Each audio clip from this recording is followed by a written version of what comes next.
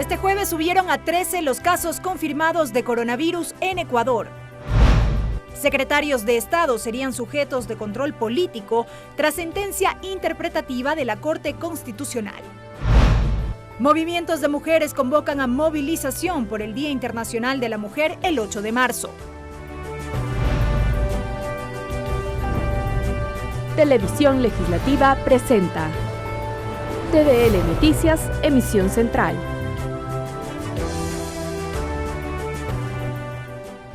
Jueves 5 de marzo del 2020, amigos, saludos y bienvenidos a la emisión central de TVL Noticias. Llegamos a ustedes a través de la señal de la Televisión Legislativa del Ecuador y nos siguen también por internet por tvl.asambleanacional.gov.es y por Facebook Live. Enseguida la información.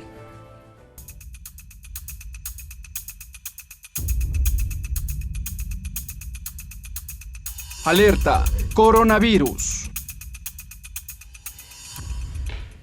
Iniciamos, atención, suben a 13 los casos confirmados de coronavirus en Ecuador. Así lo confirmó esta mañana el Ministerio de Salud. Los 3 nuevos casos están dentro del cerco epidemiológico de personas que habrían tomado contacto con la primera paciente contagiada. Según las autoridades, los pacientes confirmados este jueves presentan sintomatología leve y se encuentran en aislamiento domiciliario, al igual que los otros 9 pacientes que dieron positivo para COVID-19.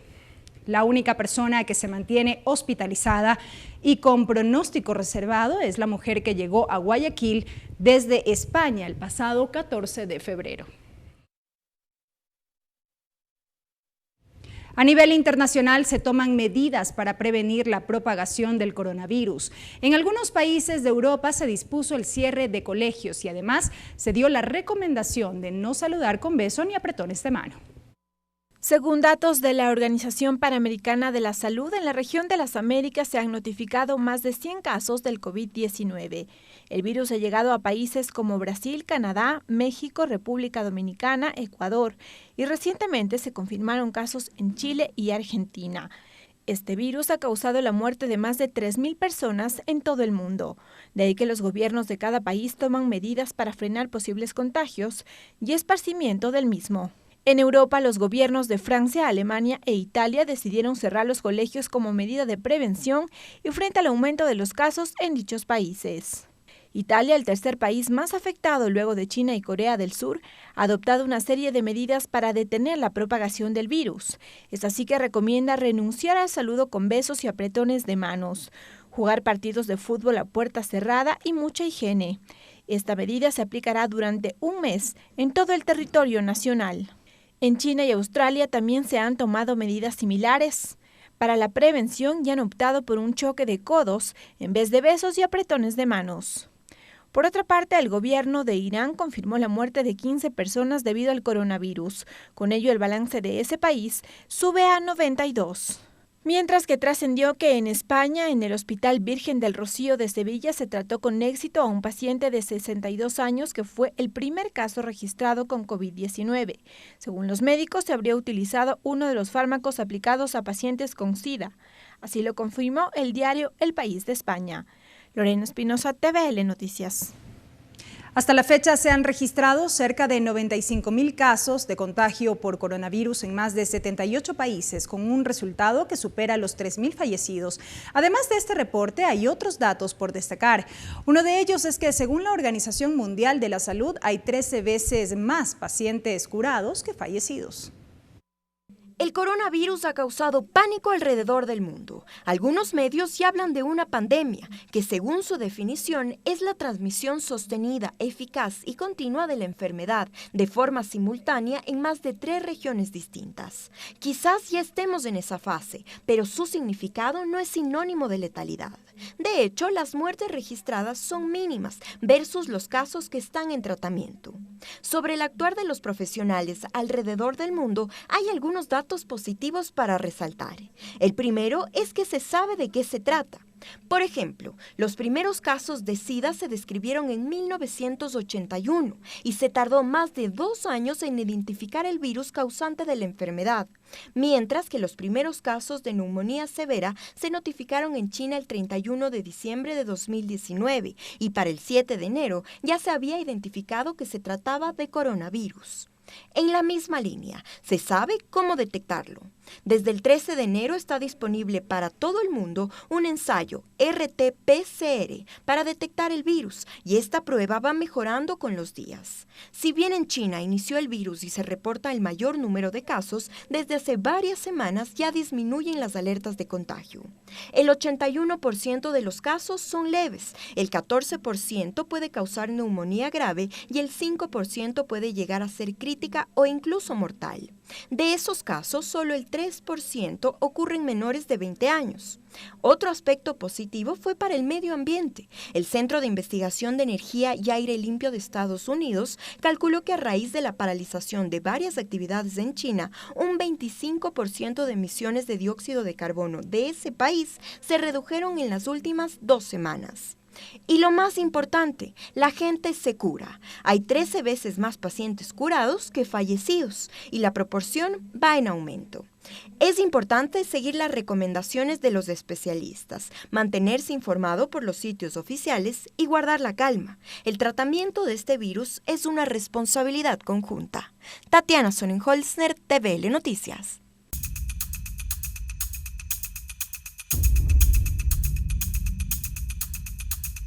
Alerta, coronavirus.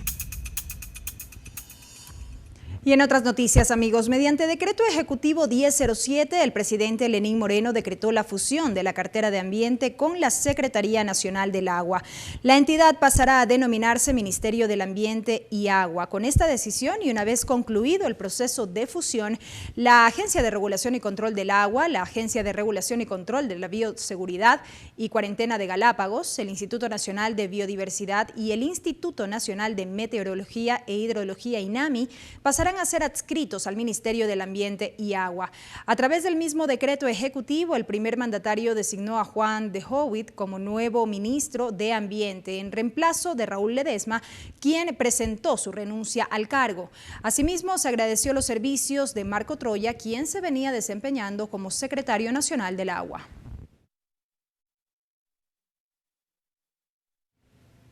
Los secretarios de Estado son sujetos de juicio político por la Asamblea Nacional siempre que ejerzan funciones de rectoría de las políticas públicas del área a su cargo, conforme al artículo 154 de la Constitución. Así lo determinó la Corte Constitucional cuando, con 8 votos positivos, los magistrados aprobaron esta resolución a finales de enero de este año. La interpretación de la Corte nace una vez que el expresidente del Parlamento, Fernando Cordero, consultó sobre lo que involucra a la frase ministras o ministros de Estado, escrito en el artículo 131 de la Constitución en cuanto a ser sujetos de juicio político. 9 años más tarde, la Corte respondió con esta interpretación. Tiempo de una pausa, amigos. Al volver, más información, quédese con nosotros. Regresamos con TVL Noticias, emisión central, luego de la siguiente pausa promocional.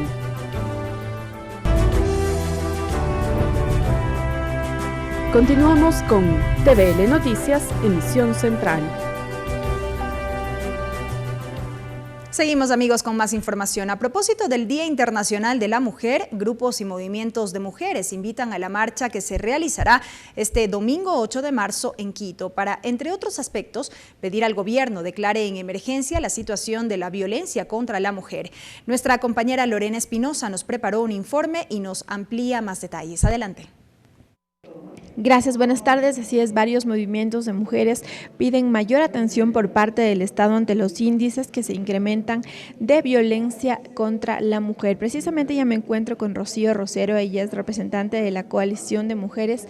Gracias por este espacio. Coméntanos un poco, quieren pedir al gobierno nacional que declare en emergencia ante la falta de atención, las cifras siguen subiendo, el número de femicidios, el acoso, la discriminación se han hecho, dicen ustedes, un comportamiento naturalizado en nuestro país.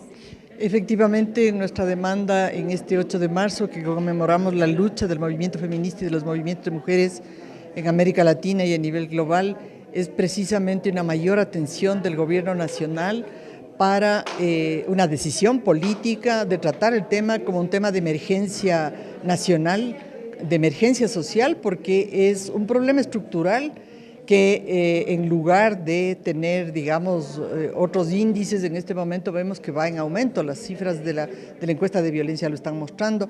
Estamos pidiendo entonces al Gobierno Nacional presupuesto para financiar la Ley Orgánica Integral de Prevención y Erradicación de la Violencia, la Estrategia Nacional de Prevención de Embarazo Adolescente, a la Corte Constitucional el no seguir eludiendo de manera tan irresponsable la resolución de aborto por violación como una causal fundamental que ayude a parar esta pandemia que es la violencia sexual en nuestro país y que llega obviamente hasta el femicidio. Y también una demanda al conjunto de instituciones del Estado, a la función judicial. Tenemos que romper los esquemas de impunidad que están basados precisamente en los estereotipos de género que hacen que los hombres se conviertan en defensores de los violentos y de los femicidas con unas sentencias que no corresponden. Precisamente ahí han hecho mención a que existen grupos conservadores y ultraconservadores que están detrás de esto, que han impedido de cierta manera que se cumpla el debido proceso y la garantía de derechos. ¿Qué es lo que está pasando? Lo que está pasando es que tenemos digamos, hay dos problemas fundamentales. El uno que tiene que ver con esta cultura que está basada en ideas, en creencias personales, creencias religiosas, y una acción política de las iglesias fundamentalistas católicas y pentecostales y evangélicas que están actuando por un retroceso en materia de derechos de las mujeres. Y muestra de ello es, por ejemplo, la ley de familia, para empezar, que es un tema complejo, porque no es el sujeto de derechos, no es la familia, somos las personas. O sea, el no entender como elementos básicos del marco constitucional es muy complicado, y el tratar de forzar a un tipo de situaciones que no corresponden. La protección integral de derechos es una obligación del Estado, y esa obligación del Estado tiene que ser cumplida por todas las funciones. El legislativo tiene que hacer lo suyo en materia de mejorar la legislación y los mecanismos de fiscalización. No puede ser que las instituciones públicas lleguen a la Asamblea y den unos informes de rendición de cuentas que pasan un brochacito como de barniz, pero no se señalan los problemas, los retos que existen, y el modelo de gestión pública está muy viciado por todas estas taras, por todos estos problemas, que al final resultan otra forma de corrupción, de diletancia, que hacen que la ley de violencia contra la mujer no se aplique. Bien, muchísimas gracias a Rocío Rosero, de ahí que han hecho también esta invitación para la marcha que se realizará precisamente el domingo 8 de marzo, Día Internacional de la Mujer, que partirá desde la Caja del Seguro a las 9:30 de la mañana. Todas y todos invitados. Hasta aquí el informe. Gracias a Lorena por ese reporte. Y en estos momentos, en el Salón José Mejía Lequerica de la Asamblea Nacional, se lleva adelante la posesión de parlamentarios andinos juveniles. Nuestra compañera Tatiana Sonnenholzner está en la cobertura y nos amplía los detalles. Adelante.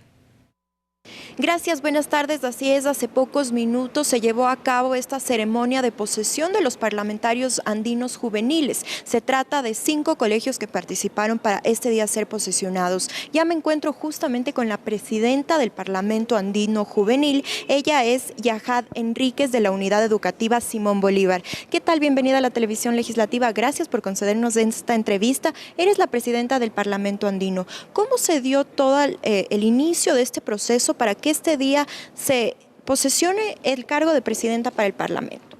Muy buenas tardes, gracias por esta entrevista.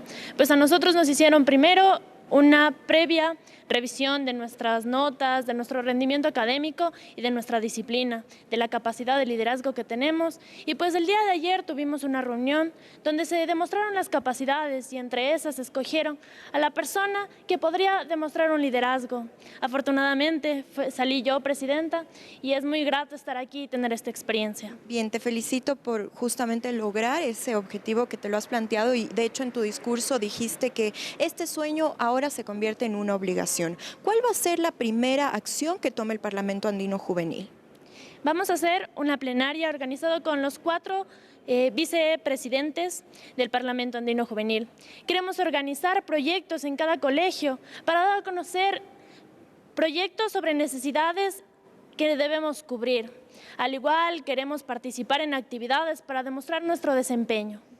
Otro de los temas es que les van a otorgar la facilidad de becas. Escuché una vez que se involucren en el Parlamento Andino en la región. ¿Cómo ves tú que se hagan estos procesos que se involucre a la juventud y se potencien sus capacidades?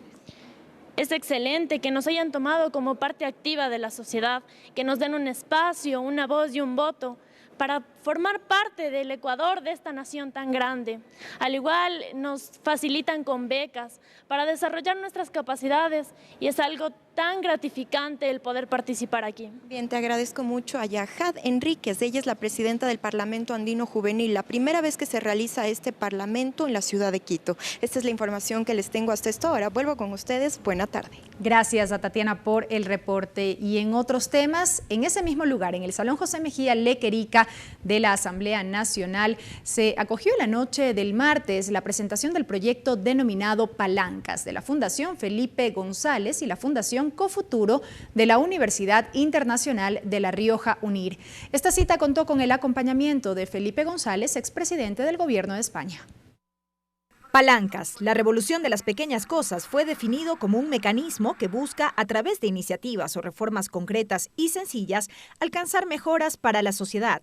Rocío Martínez, directora de la Fundación Felipe González, la catalogó inclusive como un agente antipolarización. Cuando discutimos sobre cosas concretas, la probabilidad de llegar a acuerdos es muchísimo más alta. Y es imprescindible que en nuestras sociedades hoy, que están muy polarizadas lamentablemente alrededor del mundo, encontremos más acuerdos, que entendamos que lo que nos une es más que lo que nos separa y, por tanto, sepamos encontrar los espacios donde estos acuerdos son posibles. Y Palancas es uno de esos espacios. Este fue el proyecto presentado la noche de este martes en la sede legislativa. Se trata de una iniciativa impulsada por la Fundación Felipe González y la Fundación Cofuturo de la Universidad Internacional de La Rioja y que involucra la participación activa de los jóvenes. Así lo concibe Juan Javier Gutiérrez, presidente de la Asociación de Ex Becarios de la Fundación Fidal Asobel. Nosotros tenemos que cambiar este mundo porque podemos revolucionar las pequeñas cosas, donde te encuentres, en el trabajo, en la universidad, inclusive en los colegios. El evento contó con la presencia del presidente de la Asamblea Nacional, César Litardo, quien enfatizó en la importancia del diálogo y consenso para lograr grandes transformaciones. El titular de la legislatura destacó la trascendencia de esta iniciativa y agregó que normativas como la recientemente aprobada Ley de Emprendimiento podría ser de aporte. Esta ley permite, sobre todo a los jóvenes, tener un marco de apoyo, de desarrollo, de gestión, de financiamiento, de crear una entidad gubernamental que permita hacer el Registro Nacional de Emprendedores para saber cuántos somos, a qué se dedican, cómo apoyamos. Es una herramienta fundamental. También estuvo presente el expresidente del gobierno español, Felipe González, quien compartió su propio concepto de las pequeñas cosas. Es decir, de las cosas concretas que empiezan a analizarse sin prejuicios ideológicos. Es decir, ¿cómo podemos mejorar esto? Este problema concreto. Hagamos un análisis transversal en el que todo el mundo pueda participar. En este marco, González destacó su trayectoria en la conducción del gobierno de España en la década de los 80, en el establecimiento del orden democrático del país europeo. Belkis Sánchez, TVL Noticias. El presidente de la Asamblea Nacional se reunió con familiares y pacientes de enfermedades catalogadas como catastróficas y con los abogados representantes de este grupo social. En la reunión, los familiares manifestaron los problemas por los que atraviesan para conseguir sus medicinas. En la mayoría de los casos, el Ministerio de Salud no cuenta con los medicamentos ni la atención oportuna, tampoco con los especialistas adecuados que traten este tipo de enfermedades, denunciaron. El presidente César Litardo dijo que se compromete a consolidar una reunión con la ministra de Salud para manifestarle esta problemática y buscar soluciones, ya que recordó que los temas de salud pública no son de competencia directa de la Asamblea Nacional. Ustedes, para que eso no quede un poco y hacerlo oficialmente, ustedes me pongan una carta a mí, indicándome un poco esta carencia del Ministerio de Salud. Y yo con esta carta le pido a la ministra de Salud, no más allá, estimo, de unos 15 días, una reunión con ustedes. Y ahí definimos una hoja de ruta a seguir, y aquí en esta misma sala, con la ministra aquí presente, y en ese contexto ya nosotros hemos hecho varias acciones como esta que permiten facilitar estos procesos, y lo que ya hace mi equipo en temas posteriores es hacer un seguimiento a que las cosas se vayan cumpliendo como tal. Entonces, creo que con esas dos acciones un poco podríamos tratar de abarcar los dos temas que yo los entiendo, están claros, o sea, no más que eso es lo que tendríamos que hacer, pero ponerme las órdenes en lo que ustedes crean que podamos ayudar. La Asamblea tiene sus competencias claras, pero tampoco nos prohíbe ser facilitadores de temas, y sobre todo esto que me parece que es un tema importante, sensible, muy vital. Y nos vamos a una nueva pausa, amigos. Al regresar, más información aquí en la emisión central de TVL Noticias. Regresamos con TVL Noticias, emisión central, luego de la siguiente pausa promocional. Continuamos con TVL Noticias, emisión central.